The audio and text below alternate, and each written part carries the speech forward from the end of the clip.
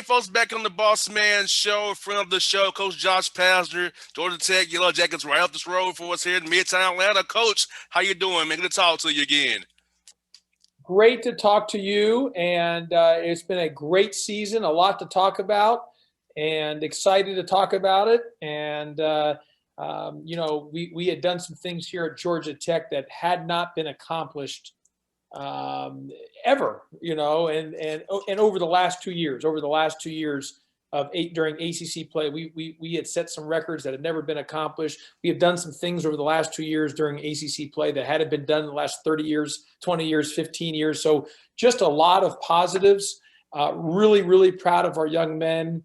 It was a great season, won an ACC championship, got to the NCAA tournament. Obviously, just devastating news not to have the ACC Player of the Year. I mean, like I try to tell people, you're not missing the guy who's just some kind of, just some random guy. It is the premier league, the ACC, and the Player of the Year in that league is not able to play. But as we all know, just in general, COVID is still out there. And when you're in the middle of a global pandemic, things can happen. And as we've seen in the tournament with VCU not being able to advance or play because of COVID-19. And so the most important thing I always like to say, if you have your health, you really are a true billionaire. Because it doesn't matter how much money you have. If you have your health, you really are a true billionaire. But so obviously it stunk for him not to be able to play, Moses, right? But most importantly, he's healthy. He's all good. And that supersedes, any game or win or anything like that. So really, really proud of our overall young men and just a great run, and looking forward to next season now at this point. Let's go back to Greensboro and talking about the game on my birthday against Miami. March 11th, Jose got hurt, but he came back out there. To me, that's just like Jose Alvarado right there. Gutting it out, mind making the run at you. They're tired, but who makes the play? Jose Alvarado. Well, the one thing about Alvarado is, he's just tough as nails. And now listen, when he went down, it's interesting when guys go down and they get hurt. The first I go over there with the trainer, and obviously I'm not a medical person, so whatever the trainers and the doctors say. But the first thing I do ask to the guys, did you hear anything pop, and did you twist or turn it? Because if it's just like when you're holding your knee, that's the first thing. Because those usually, if you hear a pop, if you twist, you turn, that could be a little bit more of an issue. I knew he had hurt, but it wasn't, because I knew he said I ran into his knee. And anyone that's played sports or just in general, and you bang knees, that is painful. Now it's not a ligament it's more about a pain tolerance. So when he went down, so I knew. He didn't tear or hurt or break anything or twist or do anything like ligament damage, but I knew the pain because it's bone on bone, and you bang it, and he was in pain. But it was just going to be based on him being able to get up and down, and he toughed through it. And what he's done the entire time he's been here, he's just tough as nails, and he competes. And I've told you this before, and I've told other people what makes him so special. At his size, he's an elite competitor. You can't play in this league if you at his size in the ACC and be who he is unless you're an elite competitor. You got that right. And what is great about it is that your team, you're undersized, but guess what? You all compete like crazy. Defensively, offensively, in your zones, mixing and matching it up. Those guys are tuned in, locked in together and connected. And to be undersized the way you are and defend the way you do, leading in steals, ninth in the country, come on now. People don't realize your team did a great job this year. And just think if there's all these young men who you had developed in your program all these years, and you said it was going to be a 5-year thing. In year 5, people doubted you, but I never did. But you showed you had a plan. It's had to trust the plan and look at the plan in action this year. Yeah, and I appreciate it. And you've always been a huge supporter, and you've never wavered one bit. And I'm forever grateful for you for that. And no, you're right. Look, I remember in April of 2016 on the Final Four Saturday down in Houston, Texas, I was meeting with Mike Babinski at the time, was a Georgia Tech athletic director, a few other people from Georgia Tech and the search firm person. interviewing for the Georgia Tech job. And during that time stretch, I told them, because their whole thing was about getting back to the tournament, that it was going to be a major rebuild. It was going to take a long time. What's your vision? And I laid out my vision. I told them 5 years. We'll get back in the NCAA tournament. I said, I didn't say 3, didn't say 4, and I didn't say 6 or 7. I said 5 years. And it's always been the back of my mind, because I've always wanted to make sure that we follow through on what we said in order for us to get there. And I really felt once our name was called on that Sunday, it was like mission accomplished. You know what I mean? And but you're right. Look, when you're taking something over that you're trying to rebuild, I mean, there are no quick fixes. No. It's going to take time. And the best way for it to take time, and I said this, what I believe in order for Georgia Tech to be successful, and here's the thing, it's in order for Georgia Tech to be successful in today's ACC. Yes. Not when because obviously the success that Coach Cremens has had, Coach Hewitt, all, but it's a different league now. There's 15 teams in the league. So, and it's a wide variety. And so I have said, it's not because people say about the one and dones. Yes, that's what Coach Cremens, but we're not that in this league. So with 15 teams, I said we have to get old and stay old. That's going to be our best way of being successful at Georgia Tech in the ACC. That's one. And I said, secondly, you've got to have really good guard play. I think that's really important. And then third, you've got to have great player development. And those are things that we've done. And that's kind of been my vision of along that. Now, can there be happens, obviously when you're getting old and staying old, there could be peaks and valleys, because, the goal is you want to sustain it, but you've also, when you guys leave, you're trying to build it back up to get old and stay old. The key is to try to continue to stay old. With the transfer portal, you have that opportunity to stay old.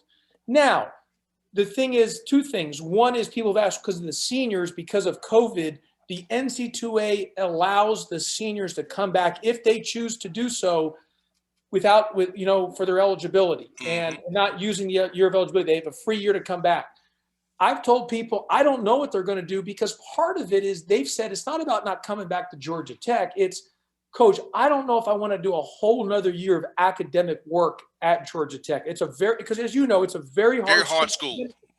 And for those guys that come back, you just can't play sports. You've got to also go into classes still. So they've got to debate that. But the second part is, I also think this for Georgia Tech and for your listeners and fans of Georgia Tech, that we can't just live on the transfer portal. I think for Georgia Tech to be successful, yes, you have to get old and stay old, but you have to get a mix. You got to get a mix of high school kids plus kids in the portal. So there could be some times where you maybe have a year where you're trying to get back to rebuild and then back high, and then maybe you have 2 or 3 years where you're really high, and then maybe, because if at Georgia Tech you're not going to be able to get just a bunch of junior college kids or even portal kids because of the academics. So it's a mix, and that's what I believe in the vision. If we just stay towards our vision, we're going to continue to be good, and we just got to keep buying into the long term of that. And Josh, as I told people, when Tadrick went to the NBA, which was unexpected, that slowed down the rebuild, because that first year there, you go to the NIT and he played well. And you mean Josh Okogie? Josh. My fault. Yeah. So so that slowed it down. And I try to tell people, stick with the plan. Josh is under control, because you know how fans are, Josh. They get impatient. They don't want to wait for you. Well, no, you're exactly right. But let me say this about Josh Okogie, because you're right. No, I knew how good he was, and we developed him, and he got better and better and better. The plan, I had foresaw him leaving after his junior year. What we got caught off guard was him being the top 20 pick after his sophomore year, which is, I'm so happy for Josh Okogie. It's the best thing for him. But, which again, you can, and I say, I take the blame on this. I wasn't prepared for that because 2 reasons. One, when you're trying to sign some guys in the fall, you didn't expect him to be leaving after his sophomore year to be the top 20 pick. I had projected him to be the top 20 pick after his junior year. Secondly, when he went into the draft, he did not sign with an agent initially. And at Georgia Tech, you can't oversign. So during the process, because he was our 13th scholarship, and I was waiting for him because I didn't want to sign someone, and then he says, I want to come back. You can't do that. At Georgia Tech, they wouldn't allow you to do that. So I had to wait for him to make his decision, which he made it in May. Well, when he makes his decision in May that's saying, Coach, I'm going to end up staying in the draft. I'm going to sign with an agent and forego my eligibility. There's not players available in May that can replace Josh Okogie. Correct. And so that's part of it. And so it's no one's fault. Again, and if anyone is fault, it's me. But that did slow us down a little bit, because I think if Josh didn't leave that third year, we would have been really, really good, because you saw the fourth year we finished fifth. But Yeah. it worked out, and in this business, it's what's best for the young man. And Yes. and to have a chance to be the 20th pick, to change your life, your family's life, to play in the NBA, to be that for I would trade every win for the young man, because that's what it's about. I want to see those kids succeed, and Josh Okogie is a real success story. That's what I talk to the fans here, coaches, is this, man. You got to trust the plans and know it's about the young men. I know you want wins and you want this and that, but it's a process to it. And if you don't trust the process, trust the process. And look, if you trust it, look, year 5, it happened. It was a matter of your word. And coming here, as I told you when you first got hired, it was great for you, because I knew it. And I felt it then, and I feel even more greater now, because you have a great class coming in next year. And hopefully you may have those seniors back. But if you don't, you have a great mix of guys who are coming in and returning. So either way, Georgia Tech basketball is in great shape from 21 and beyond.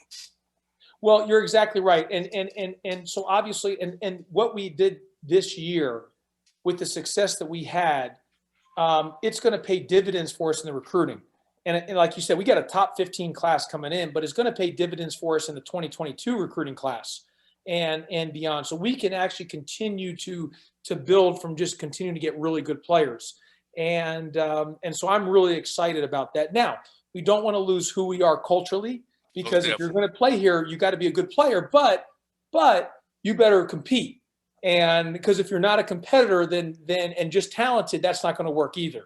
You've got to be a competitor. We've established that. That's who we are. That's our standard. That's our culture. Is all about, competitive excellence. And we got to continue to make sure that we evaluate in the recruiting, but there's tangibles, those guys fit that. You can be really talented and ranked high, but if you're not a competitor, then maybe Georgia Tech's not the right fit for you. Most definitely. And you're a staff coach. Tell us about your staff, because I tell people, watch Chris on the bench. Chris is so into it. I love your staff, man. They're into it right there with you. Your coaches coach hard. Your players are into it, cheering hard. Tell our listeners about your team and your staff and how close you all are, how you all together as one Georgia Tech to get the job done and make the city of Atlanta proud. Yep. I've got a great staff. You're only as good as your staff. And I've got tremendous coaches, tremendous support staff. I've got really good teachers of the game. My assistants are very, very good teachers and coaches. So they know how to develop and get guys better. And that's part of it. Everyone talks about recruiting. Yes, you got to recruit. We all know that. But it does you no good if you recruit and then the guys don't get better. Correct. And sometimes the best recruiting platform is that your guys get better, because you can go sell it. Because what young person doesn't want to get better to improve, to give them their best chance to be a professional? And but we use the word connectivity a lot. And I think that's really important. And within our culture, our chemistry, the camaraderie, everyone's really connected together. And that's what makes our team and who we are in our program, and why we were able to achieve 8 straight ACC wins with an ACC championship. That's hard to do. That was a tremendous accomplishment. I was just so darn proud of our young men. And Josh, tell us about this, man. I love the respect that Rob Lanier has for you, and Greg Gary and Amir and Lamont Paris. I had Rob on the show. He talked about how good a person you are, because you now have to play them at their new place, and you sign a new contract. Tell us about that. How big it is for you guys to play Georgia State at their new basketball arena down at the old stadium here, and how that is for the city, having you guys play each other the way you are going to be doing here real soon here. Yep. No, and Greg Gary's a coach at Mercer, and Amir's the coach over at Kennesaw State, and obviously Coach Lanier's over at Georgia State, and all three are great coaches, great guys. I really should be.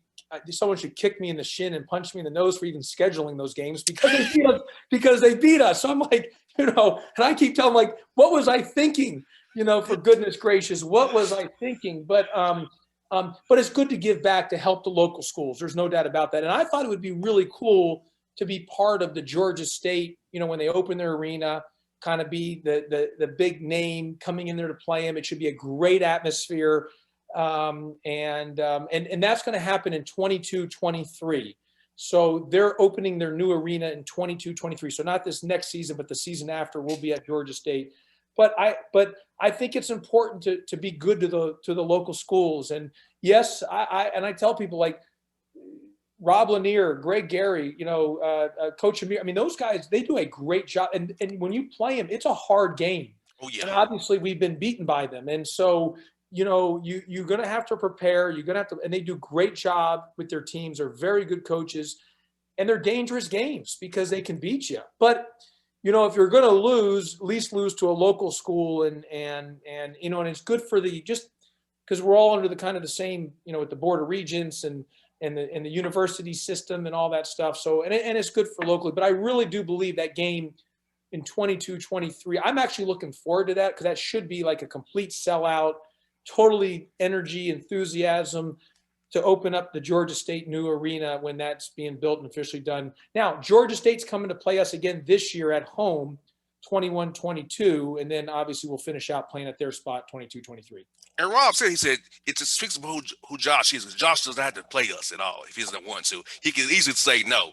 But that speaks to the fact that who he is as a person, allow us the opportunity to have them come to our arena when we open it up. So he spoke glowingly about how a great person you want to do that. And my listeners really took heed of that. I said, yes. I told you all the time, Josh is a great guy. He's a real dude, man, because you got to do that because you don't have to, but you chose to, which shows that you really care about the basketball here in Georgia, up and down I-75 corridor here. I mean, look, when Mercer and Georgia State were playing in their conference championships, respectively, there was not a bigger cheerleader than myself.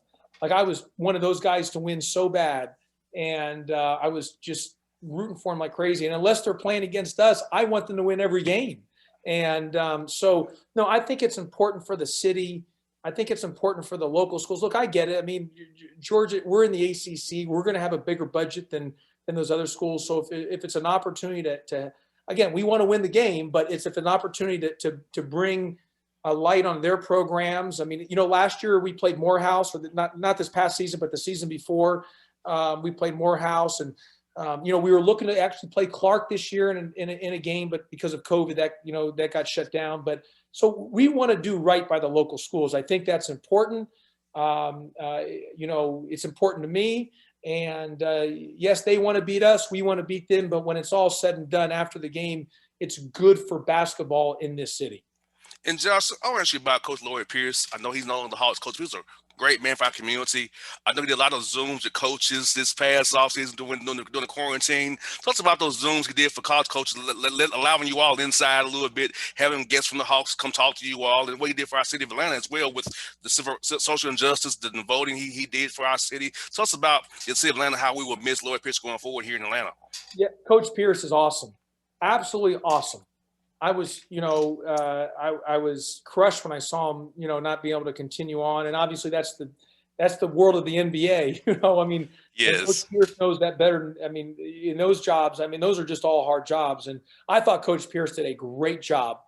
He's an incredible human being. And, what I would say is, when it's all said and done and the good Lord takes you away, and hopefully that's for all of us, it's a long time for now. But you're not going to put your record on the tombstone. They don't put, hey, you had a 70% winning percentage or a 65%, or you won this game.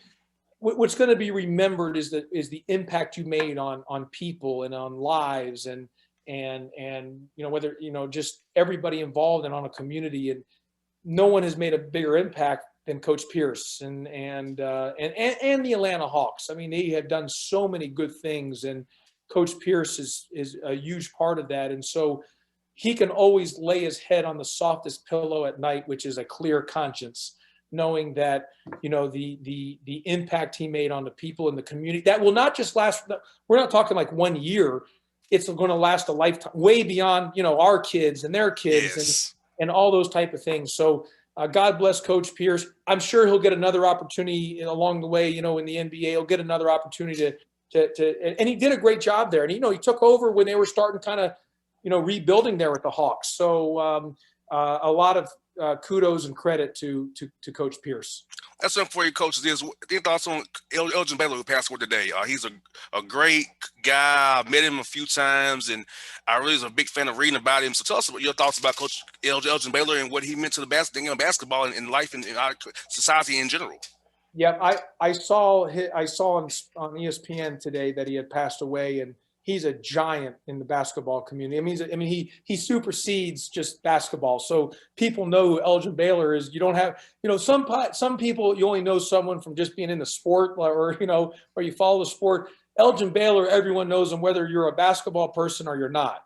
And the talk about him breaking barriers, the things that he's done in the communities of wherever or at all the different locations he's been. Talking about him as a basketball player, oh my goodness, how good was that guy? I don't think people in this generation understand how good Elgin Baylor was as a basketball player, and he was incredible. I mean, you see those highlights and everything, unbelievable.